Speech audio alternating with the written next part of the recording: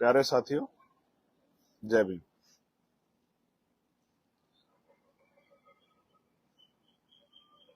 मेरे पिता कहा करते थे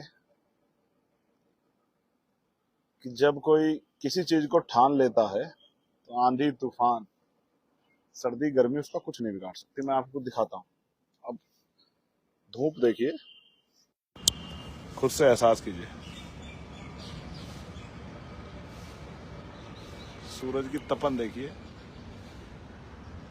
और खुद से एहसास कीजिए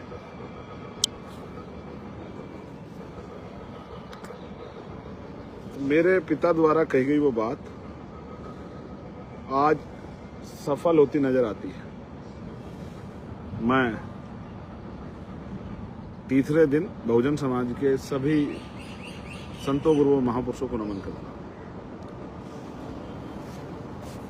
हम लोग एक ऐसी लड़ाई को लड़ रहे हैं जिसके परिणाम क्या होंगे ये तो हमें नहीं पता, लेकिन हुक्मरानों को एहसास जो है कुर्सी हिलने का हुआ है, इस बात के लिए मैं नौजवानों को जिंदाबाद करता हूं।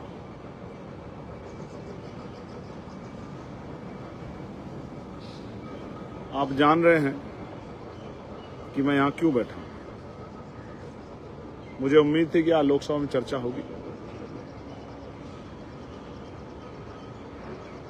लेकिन हाउस एडजर्न हो गया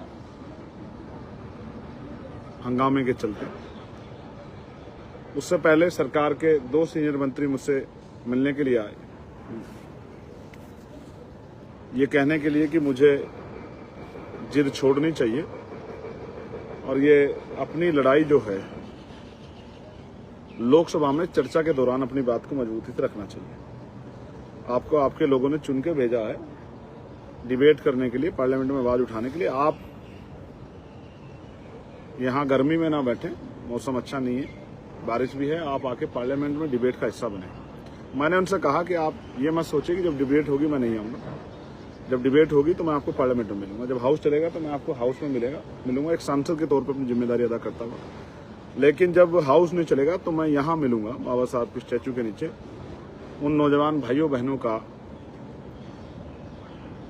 प्रतिनिधि बनके, उनका बड़ा भाई बनके, उनके लिए जिम्मेदार बनके, उनके साथ हुए अन्याय की आवाज उठाने के लिए। उन्होंने मुझसे पूछा कि हम ये जानने के लिए आए हैं कि आप जो यहाँ बैठे हैं, हम कैसे जो है आपकी मदद कर सकते हैं। तो मैंने उनसे कहा कि मदद तब होगी जब शिक्षा मंत्री इस्तीफा देंगे, उसके बाद ही कोई बात आगे बढ़ेगी। पहले शिक्षा मंत्री इस्तीफा दें, फिर बच्चों को पीटने वाले कमिश्नर पे, जिसने बच्चों को पिटवाया है, दिल्ली कमिश्नर पे कार्रवाई हो, चिन्हित करके उन अधिकारियों पे कार्रवाई हो जिन अधिकारियों ने,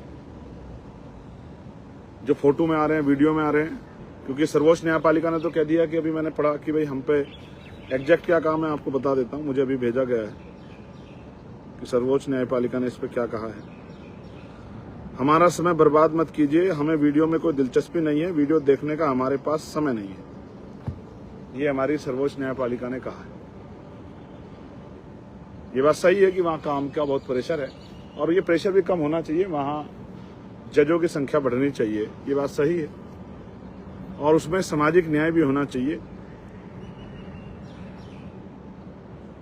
उन सब लोगों को अवसर मिलना चाहिए जिनको अवसर नहीं मिला, जो इसको डिजर्व करते हैं। जब हर चीज के लिए एग्जाम होता है तो all India judicial service commission, जिसकी मैं लंबे समय से मांग कर रहा हूं, आज के इस फैसले को सुनकर मेरे मन में फिर वो बात आई कि वो होना चाहिए। तो मैंने उनसे कहा कि जिन बच्चों को ने सुसाइड किया उसके जिम्मेदार मंत्री जी हैं, उनको जो है, उन परिवारों को कम से कम 1-1 करोड़ रुपए का मुआवजा मिलना चाहिए। जो घायल हुए हैं उनकी चिकित्सा देखभाल होनी चाहिए और एक ऐसी पॉलिसी बनना चाहिए, परीक्षा पॉलिसी, जिसमें नौजवानों के साथ अन्याय ना हो। एग्जाम सेंटर बेटियों का गृह जनपद में हो और बेटों का, भाइयों का, वो बस एक जनपद छोड़ के हो, दूसरे जनपद में हो, जिससे कि उनके ऊपर जो खर्च का दबाव है या फिर कहाँ रुकेंगे, कब जाएंगे, कैसे जाएंगे, क्या खाएंगे, क्या पिएंगे, ये सारे दबाव उनके ऊपर से कम हो, इसलिए एक ऐसी पॉलिसी बने एग्जाम की, एक ईयरली कैलेंडर बने 1 साल का कि इस साल में इतनी परीक्षा आएंगी, ये आएंगे, उनका पेपर उसका फॉर्म इस दिन भरा जाएगा, इस दिन तक भरा जाएगा, ये उसकी एग्जाम डेट है, इसी एग्जाम डेट में होगा, कोई लीक नहीं होगा, कोई घोटाला नहीं होगा और इस डेट में रिजल्ट आएगा। इस बात के साथ जो है ना एक कैलेंडर भी बनना चाहिए। ये बातें मैंने उनसे कही।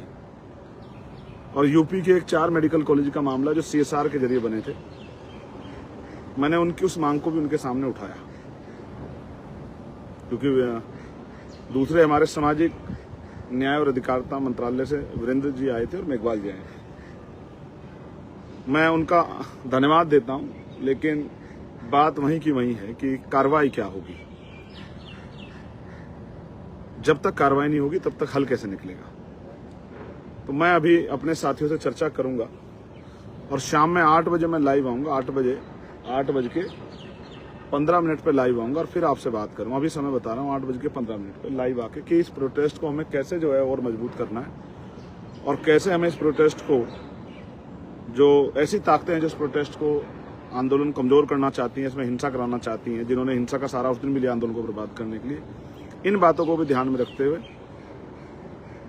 इस आंदोलन को कैसे मजबूत किया जाए और कैसे सरकार को दबाव बनाया जाए कि वो मजबूर हो कि वर्तमान के शिक्षा मंत्री इस्तीफा दें और ऐसे व्यक्ति को शिक्षा मंत्री बनाया जाए जो, मैं तो कहूंगा कि सोनम जी को ही जो है, सोनम वांगचुक जी को है, उन्हीं को शिक्षा मंत्री बना दिया जाए।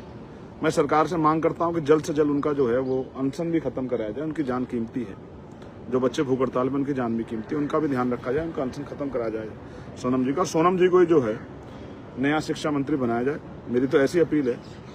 लेकिन जिस भी व्यक्ति को बनाया जाए, सवाल यह है कि क्या वो बनने के बाद इस नीति को लागू करेगा। इसलिए मेरे लिए नीति बड़ी महत्वपूर्ण है। इस्तीफा तो हो, इस्तीफे के साथ साथ नीति भी लागू, जो मैंने कहा कि फेयर एग्जाम पॉलिसी बने और उसमें ये ध्यान रखा जाए कि निकटता के साथ जो है पेपर हो, यानी कि यहाँ के दिल्ली के बच्चे का कश्मीर में गिर दिया और सहारनपुर के बच्चे का लखनऊ में गिर दिया और लखनऊ के बच्चे का बिहार में गिर दिया। इस तरह से नहीं होना चाहिए।